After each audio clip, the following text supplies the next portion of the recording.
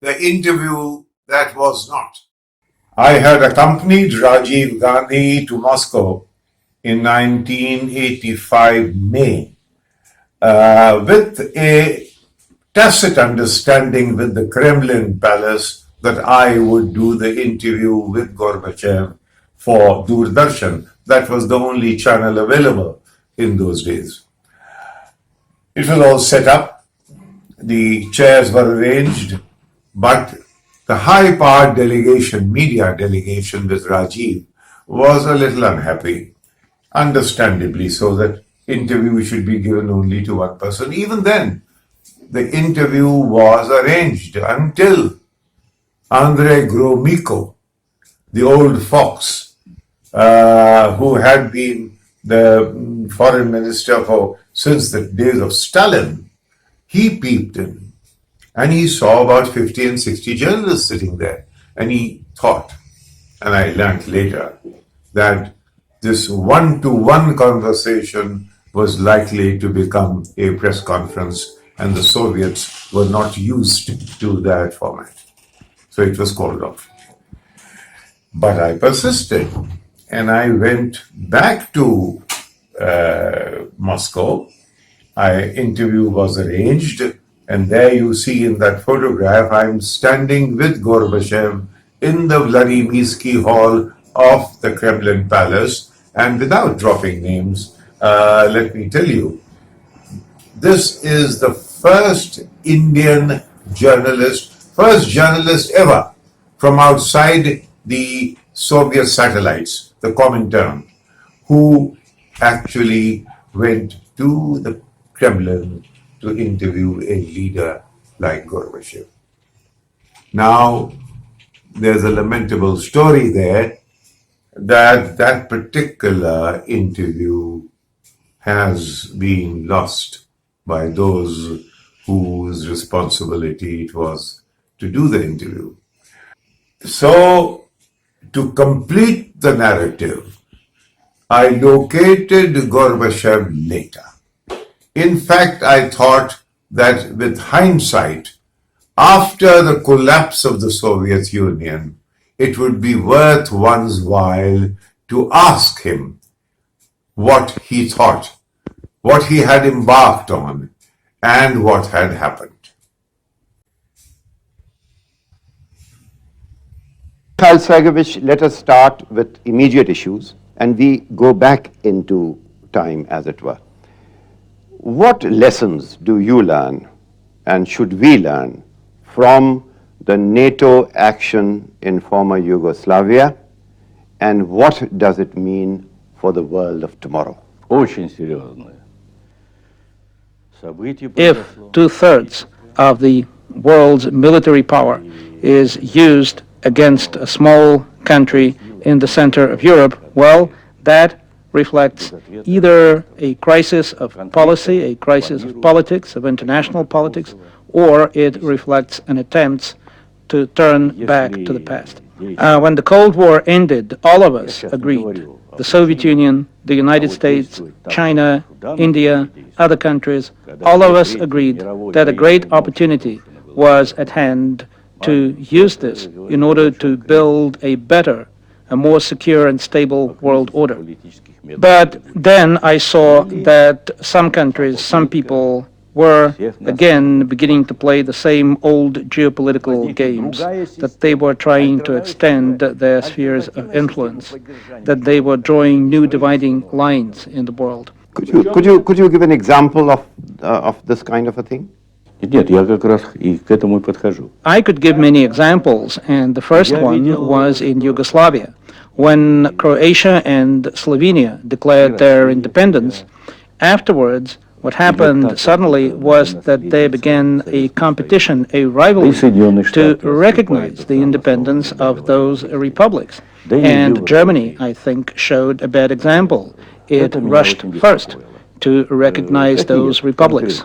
I was very concerned that in the process the UN Security Council was ignored, and I believe that the Yugoslav crisis, the crisis in Kosovo, has made it very, very clear that there had been a plan, that there was a plan to weaken the United Nations, to weaken the UN Security Council, to disregard and weaken the European security organizations, because the White House believed that NATO, which was a tool of the Cold War, should be used in order to create a precedent, that NATO should be the basis for the kind of new world order that the White House is envisioning. True, Sergeyevich, but Russia, China, India, Iran, the rest of the world, why is the rest of the world so ineffective?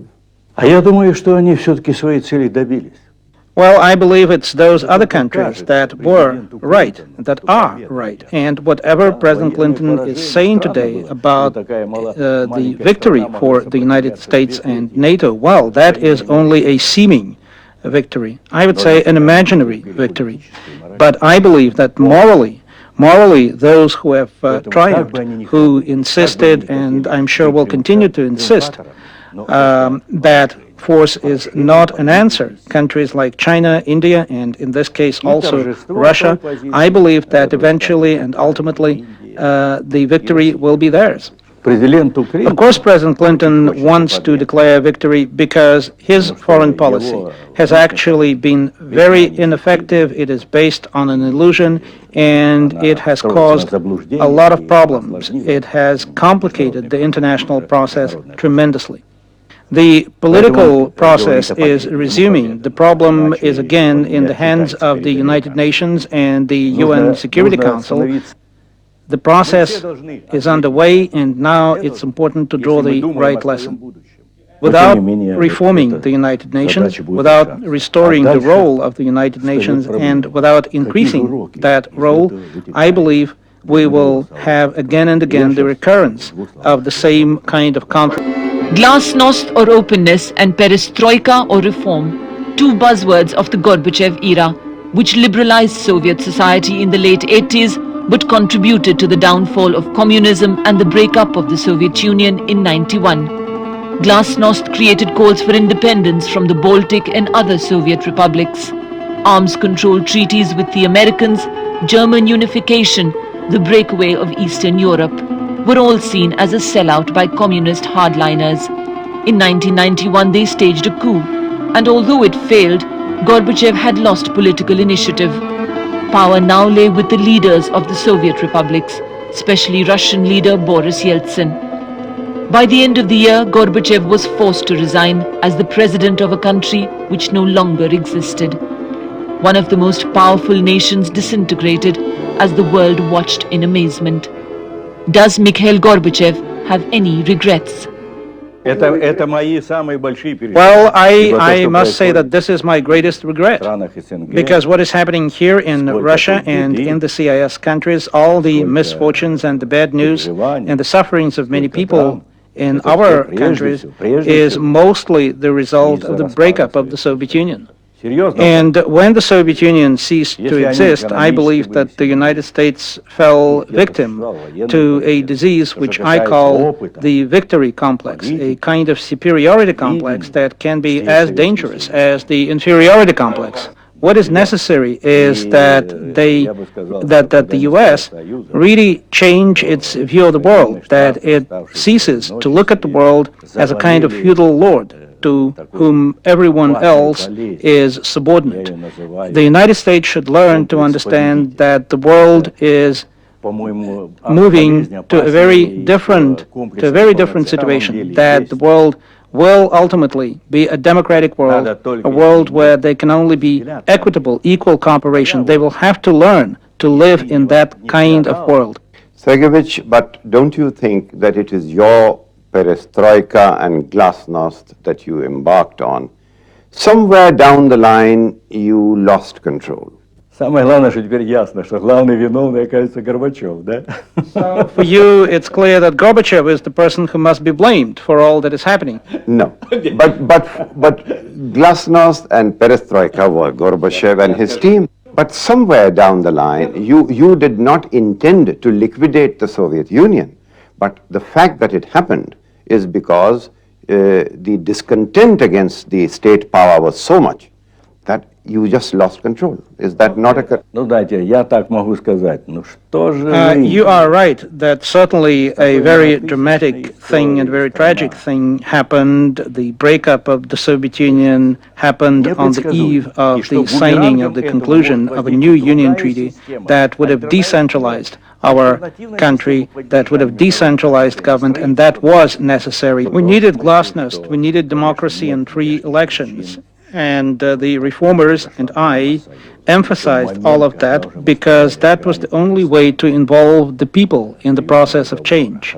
The members of the nomenclature, the members of the bureaucracy began to say that Gorbachev was doing something dangerous, that he was threatening their vested interest. The interests of, as they put it, the party, the interests of the army, the interests of the military-industrial complex, and I would tell you that that was true, yes.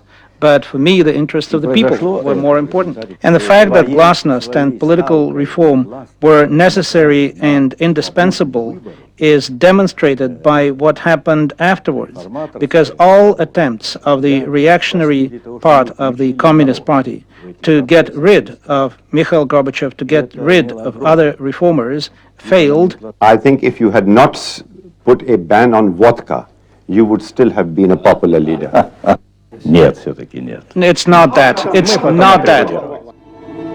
The Soviet economy at the time was already stagnating, and people queuing up to buy basic food items was the dominant image of the country. Economic collapse seemed inevitable. Today, Russia is not much healthier. Inflation may soon rocket to 100%. $17 billion in international loans is still outstanding for this year. Perhaps Gorbachev's reforms snowballed because the problems and discontent were already there, just below the surface. Did Gorbachev feel this discontent? Was he disillusioned with the system? Or was he really questioning the basic ideology? Sergeyevich, I was reading a book by one of your friends, Anatoly Chernayev, 6 years with Gorbachev. He wrote a book in which he says that Gorbachev actually was disillusioned with socialism many years earlier. Все-таки я пришел в КПСС. For me, the decision to join the Communist Party was a conscious decision. I shared the goals and I believed in radical ways of achieving those goals. And as probably all young people, I was something of a radical. But my life and my experience in politics, and I've now been in politics for 43 years, led me to some conclusions. I remain committed to socialism, to the socialist ideas, to socialist values. I believed that the system that we had needed to be reformed. And even though initially there was this illusion that the system could be just improved, I then came to the conclusion that the system needed to be reformed, that the system needed to be replaced. Are you a failed prophet, or are you a prophet without honor in his country? Нет, просто надо сказать, что No, I will just say that my experience shows that there can be no happy reformers. Reform requires tremendous responsibility, tremendous commitment to morality, restraint, and stamina. And to me, the important thing is not what I think about myself. But I was pleased that I am now recognized in my own country. Could Russia break up? If this crisis continues like this, could Russia break up? Я думаю, это исключено. No, I think that's out of the question. Russia will be preserved. The question is on what kind of basis, on what kind of model. And that will be decided in the coming elections. And I'm optimistic about the coming elections.